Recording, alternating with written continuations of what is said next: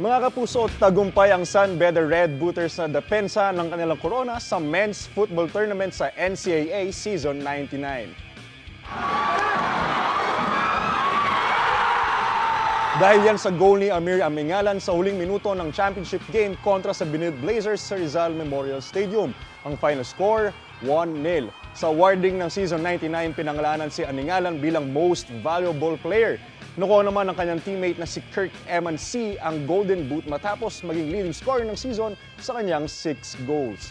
Nakuha rin niya ang Rookie of the Year award.